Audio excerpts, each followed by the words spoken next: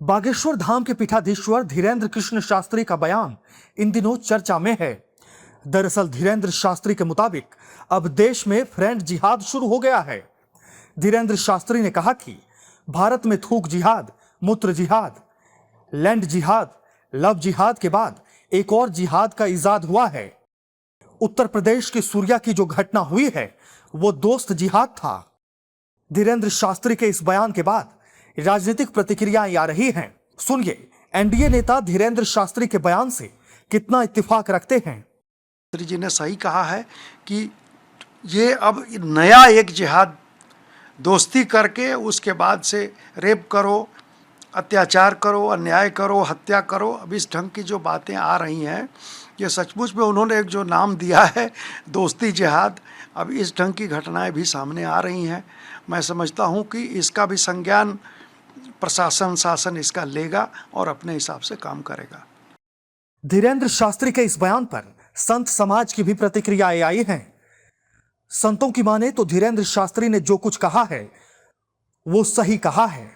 हम समर्थन करते हैं और निश्चित रूप से जिस प्रकार से लैंड जिहाद, लव जिहाद, थूक जिहाद की घटनाओं के बाद ये फ्रेंड जिहाद का इजाद हुआ है और गाजियाबाद के शूर्य की जिस प्रकार से निर्मम हत्या ईद के दिन की है, ये पूरा देश का हिंदू समाज इससे चिंतित है। संत समाज चिंतित है।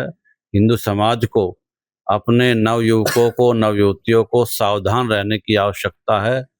केवल ये लोग दोस्ती के नाम पर ऐसे नवयुवकों की हत्या करने पर उतारू हो गए। सराहनीय कदम है और धीरेंद्र शास्त्री जी समय समय पर समाज में जो इस प्रकार की घटना है उस पर वो बयान देते हैं और धर्माचार्यों का ये दायित्व तो बनता है समाज को मार्गदर्शन देना। और मेरा सरकार से और राजनेताओं से भी आग्रह है कि दोनों धर्मों के बड़े धर्माचार्यों की एक ज्वाइंट मीटिंग होनी चाहिए। इस प्रकार से लैंड जिहाद, लव जिहाद, थूक जिहाद ये चल रहा था, अब ये फ्रेंड जिहाद जो आया है, तो ये जो घटना गाजियाबाद में हुई है, तो योगी सरकार ने एक अच्छा कदम उठाया, टीट फॉर टैट जैसे को तैसा। जिन लड़कों ने इस घटना को एक ऐसे पवित्र त्योहार के दिन, जो मुसलमानों का बकरीद का बड़ा त्योहार है, उसको अंजाम दिया, तो उसका वही अंजाम हुआ। और इस प्रकार की घटनाओं पर समाज में जो धर्माचार्य है, मेरा ये मानना है, उनकी दोनों की ज्वाइंट मीटिंग करके समाज में भी एकता का संदेश देना चाहिए। जबकि उनके इस बयान पर ऑल इंडिया इमाम एसोसिएशन के प्रेसिडेंट मौलाना साजिद रशीदी भड़क गए हैं और क्या कुछ कह रहे हैं, सुनिए।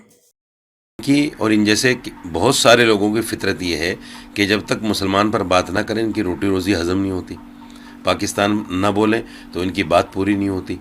ये सब लोग कहीं ना कहीं इस्लामोफोबिया से ग्रस्त हैं। मुसलमानों की नफ़रत इनके दिल में बैठ चुकी है। हालांकि कुछ पहले इनके बयानात अच्छे आने शुरू हो गए थे, देश को बचा लो नहीं तो अनर्थ हो जाएगा, फलां होगा, ये होगा, गलत हाथों में देश है, इस तरह की बातें कर रहे थे। अब फिर हो सकता है कोई दबाव उबाव किसी तरह का हो, फिर इसी तरह के बयान देने शुरू कर दिए। मैं इस बयान की निंदा करता हूँ। बहरहाल धीरेंद्र शास्त्री के फ्रेंड जिहाद वाले बयान के बाद यह मुद्दा चर्चा का विषय बन गया है। दिल्ली से सटे खोड़ा में बकरीद के दिन सूर्या की हत्या कर दी गई थी। उसके बाद से ही नेता और धीरेंद्र शास्त्री के बयान आ रहे हैं।